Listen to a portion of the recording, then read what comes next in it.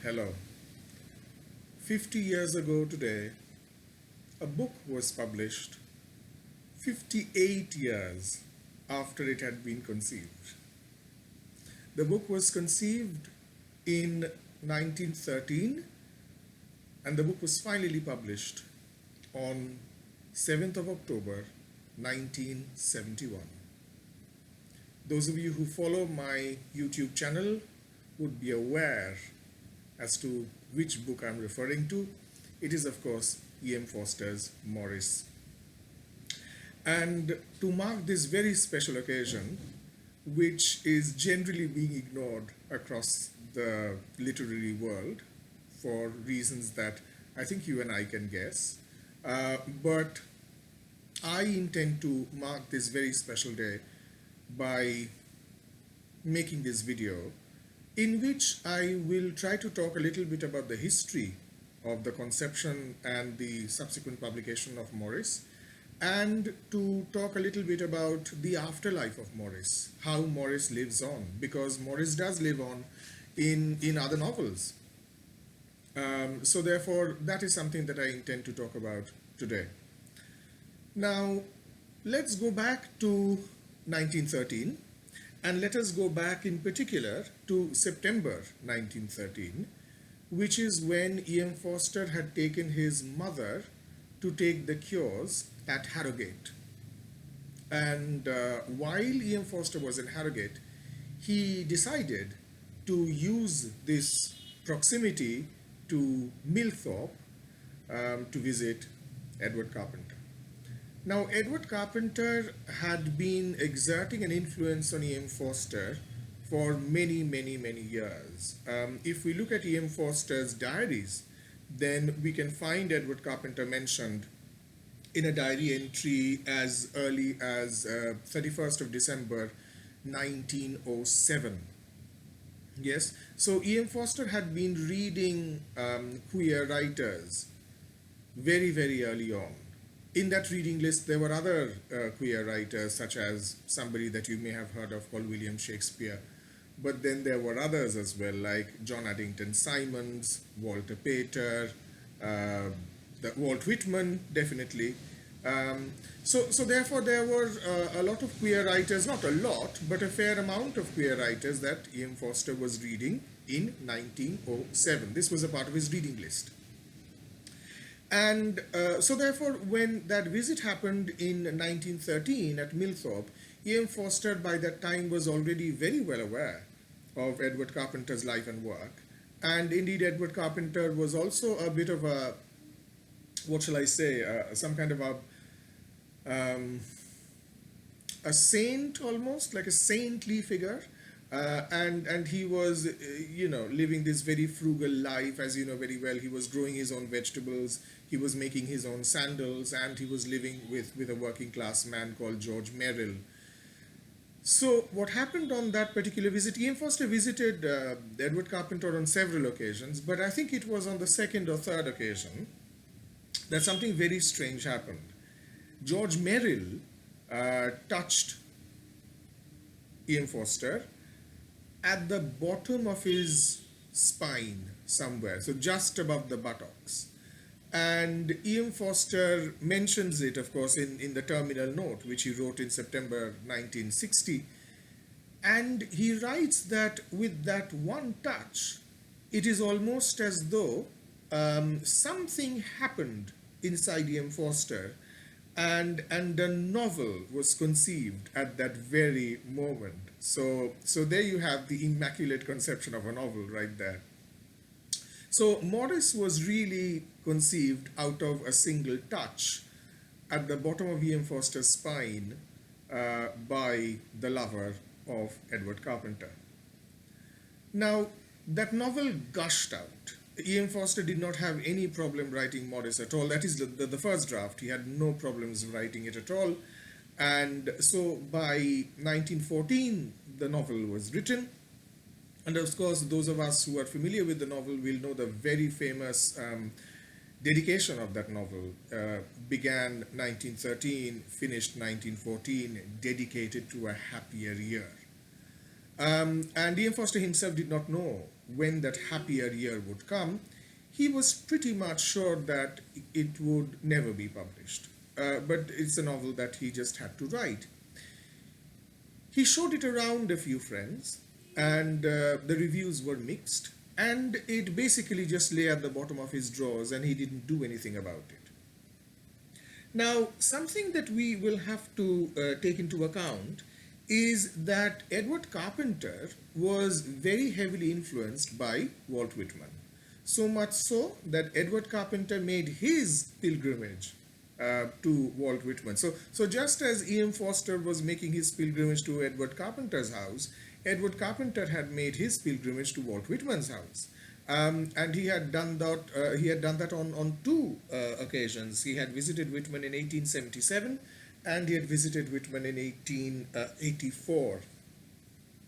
And of course, he published a book, Days with Walt Whitman, subsequently, in which he managed to somehow smuggle in a little bit of a speculation regarding Walt Whitman's sexuality without actually spelling it out as such, but he definitely makes it quite clear that all those rumors about Walt Whitman having several illegitimate children is completely and utterly false.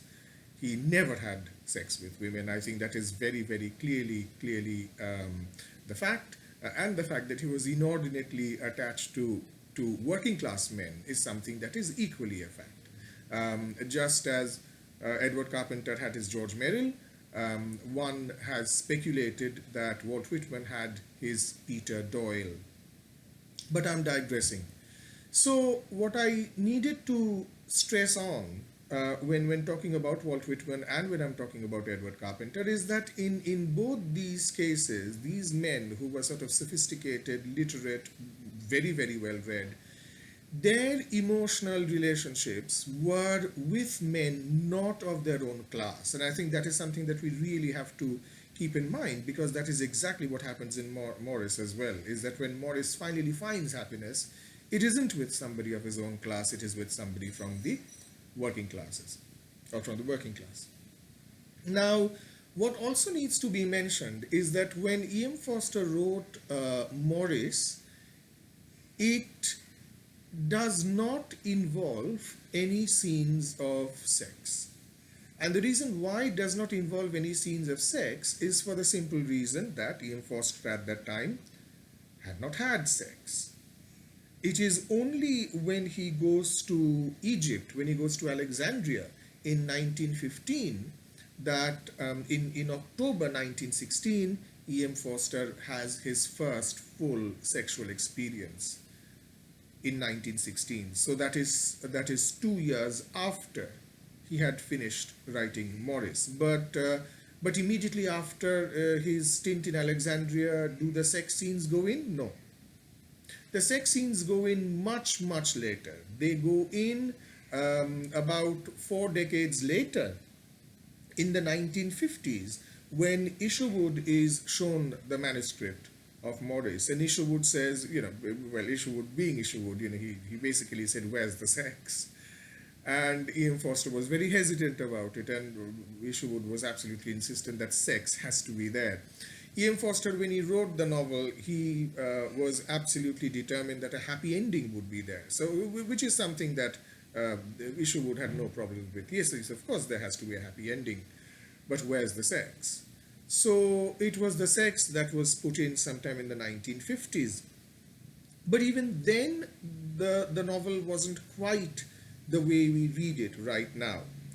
And what happens is that in the late 1950s, P.N. Furbank, who by that time, P.N. Furbank, of course, subsequently goes on to become a biographer of Forster, P.M. Furbank has this friend whose name I'm going to give you very shortly. Now, P.N. Furbank has a friend, and the friend basically says that the way the novel ends is that Maurice returns back to England, knowing that Alec has not gone to Argentina. But there is no sign of them meeting. That actually does not happen. So what really happens is that the change in the ending is something that happens much later, when you have a friend of P.N. Furbank who reads the novel, and he says, but you know, surely E.M. Forster means for Maurice to find Alec. How? How is Maurice going to find Alec? So then E.M. Forster had to devise the scene whereby Alec sends a message to Maurice, but Maurice does not get the message. But Maurice comes to Penge anyway, and of course, in the boathouse, Maurice walks in and he finds Alec sleeping there, and of course they're reunited, and now we will never be parted again. So therefore, the ending of Maurice actually takes its final form only in 1959. Now, something begins to happen during that time as well, which I think is fairly important. Now, by this time, the British government has decided to form a committee to look into homosexual offences and prostitution. And the committee was constituted, if I'm not mistaken, in 1954, and the report of the committee was published on 4th of September 1957. So 2 years after the publication of the report, which recommends the decriminalization of homosexuality, and it is a report that apparently, can you imagine that this government report, it was sold out in a matter of hours. However many copies of it were printed, and these are big, hefty books, and they were all sold out in a matter of hours in September 1957. So anyway, E.M. Forster revised the ending, gave it a proper happy ending with Alec and Maurice reunited. But E.M. Forster was also not very optimistic about the decriminalization of homosexuality, which is why he mentions in the terminal note, which he wrote in September 1960, that he doesn't believe that homosexuality would be decriminalized in England anytime soon. So what really happens is that E.M. Forster is still resigned to the idea that his novel would not see the light of day because homosexuality would not be decriminalized. Of course, E.M. Forster is proven wrong, as we very well know. So 7 years later, in 1967, in fact, the Sexual Offences Act, it receives the royal assent on the 27th of July 1967. So in the middle of 1967, adult homosexuality between consenting individuals in private becomes legalized, or at least decriminalized. E.M. Forster still does not do anything about Maurice, and he has no intention of doing anything about Maurice at all.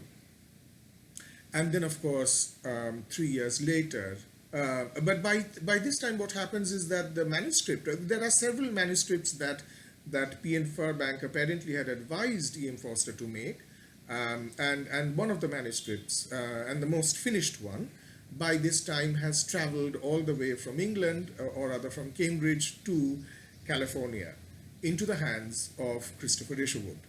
So it is ultimately after E.M. Forster dies in 1970 that Isherwood, determinedly takes up the cause of Maurice and oversees its publication on 7th of October 1971, 50 years ago today.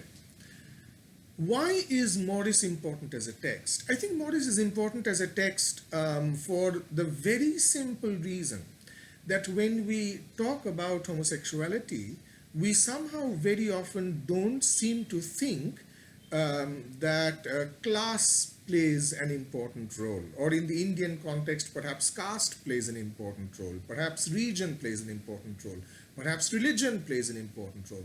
So these things are something that we never actually pay attention to. We think that when two men meet or when two women meet, their eyes meet and sparks fly, and love is love, all ends happily. No, because very often what happens is that who you are falling in love with is something which is heavily overdetermined by factors that are actually sort of ingrained into you at a very early age. So, for example, your religion, and then your ethnicity, your economic background, your class, your caste, your religion increasingly. So therefore there are several other factors that are at play, and I think what happens in the case of Maurice is that it is the class aspect that is focused on rigorously, relentlessly throughout the novel. We are left in no doubt that E.M. Forster is really, really angry that class very often tends to be a barrier between the love of men. Ian Forster himself, let me tell you, had fallen in love significantly 2 or 3 times. The first time, of course, was with Said Ross Masood. This was unreciprocated because Masood, I mean, he was heterosexual and he had no time for Ian Forster's feelings. And Masood basically sort of said that, look, this is not going to work out. Then, when he went to Alexandria, he fell in love with the tram conductor, very famously, Muhammad Al Adl. And this was a relationship that was properly consummated. So the two men did have sex, and Ian Forster was, I think Ian Forster was genuinely surprised that Muhammad Al Adl did develop very, very strong feelings towards Forster. So much so that even after Ian Forster returned to England, correspondence continued between the two, and Muhammad Al Adl, with his very broken English, very ungrammatical English, continued to send these letters that are full of affection and love and longing. So therefore that ardor was there in Muhammad Al Adl right till he died. And but Ian Forster finally sort of comes into the presence of an enduring love, as it were, when what happens is that at a party organized by Ian Forster's friend J.R. Ackley, and at this particular party on the 12th of April 1930, he meets the policeman Bob Buckingham, and of course that relationship, which begins with Bob Buckingham in 1930, continues till Ian Forster's death in 1970. So therefore this is a relationship that actually lasts for decades. Now, so therefore class is something which is very important. So when we look at homosexuality in life as in fiction, we should perhaps not be so simple-minded as to think that when two people meet and fall in love, all problems are solved. Maybe that is not the case. That is the first point. The second point is that, I think that there is still a kind of an uneasiness, as it were. Definitely in the case of Indian queer culture, I find, is that there seems to be a kind of denigration of sex and an overvaluation of love. So therefore there is always some kind of an unspoken, or sometimes actually a quite spoken binary between love and sex, where sex is always regarded as being something that is inferior, that is subordinate, and love as something that is superior. Now that kind of a hierarchization is something that E.M. Forster himself could very well have struggled with, but what we should remember is that he actually overcame it, which is why that he was able to put in the sex into Maurice. Mind you, E.M. Forster was perhaps extremely cagey about his homosexuality when he didn't need to be, considering that by that time, in mainland Europe, there had already been quite a few novels dealing with homosexuality. And of course, André Gide, the French Nobel laureate, had already in the 1920s published this kind of a Socratic set of dialogues called Corridon, in which he was openly saying that homosexuality should not be regarded as something that is unnatural. This was happening in the 1920s. And also, if you forget about Europe, in America in 1948, Gore Vidal, had already published The City and the Pillar, which was very frank about homosexuality. And of course, the central figure the main character was gay himself. So it isn't as though, had E.M. Forster published, Maurice in 1967, it would have been the first time that a gay novel had been published in the world. That would not be so. Several novels had been published before. But for reasons best to E.M. Forster, he still managed to, keep it hidden. Doesn't matter. What is important is that we have this novel now. And so as we read the novel again, I think we are going to discover the ways in which, first of all, the way in which we try to understand our identities. Secondly, how we always understand our identities through books, through language. So therefore, that I think is very importantly stated, the awareness of somebody's gender or sexuality happens through books, happens through culture, happens through words. What word do I use? What would be the correct way to describe what I'm feeling? So therefore, there is a sense of a struggle with language in the novel, I think, which is really very productive, because this is a struggle that we all go through, because we all recognize that language is not adequate. So when the novel was finally published, and I have two editions of the novel over here that I would want to hold up to, this cover is no longer available. I don't quite, it was very stupid of me not to have signed, the date and my name on this particular copy of the novel, but this copy is no longer available. This must have been out sometime in the early 1990s or something. So this is a volume that is no longer available. This cover is no longer there. It's a rather fantastic cover. It is the photo is called Teddy by Baron de Meer at the International Museum of Photography in New York. So I remember my friend Peter had an address book, and the cover of the address book was this. It was Maurice and with this picture. So that I think is rather remarkable. So I cherish this.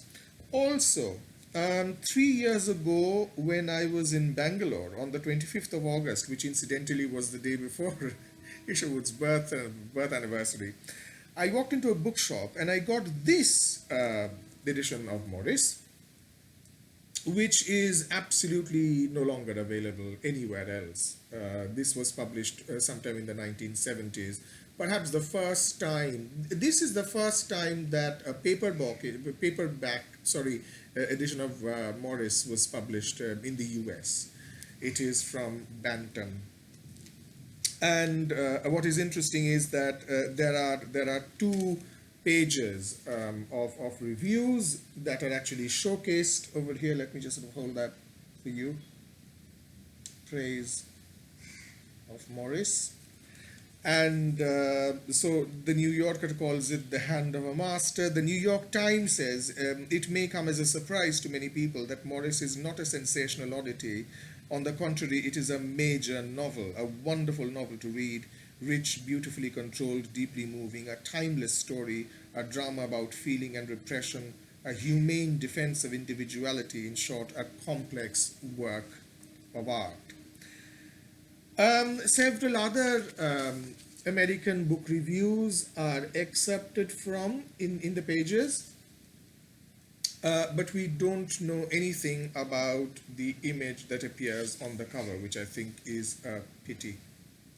Anyway, so that I think is my tribute to this extraordinary novel. But before I go, I think I should mention the fact that, how has Maurice lived on?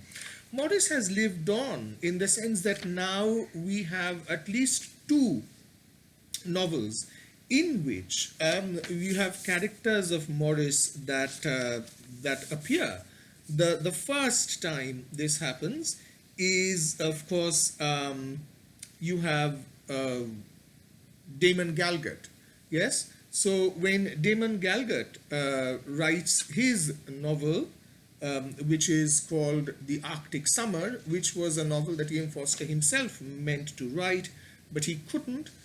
So this was one of E.M. Forster's aborted projects. He wanted to write this novel called The Arctic Summer, which he couldn't. Well, Damon Galgut writes it.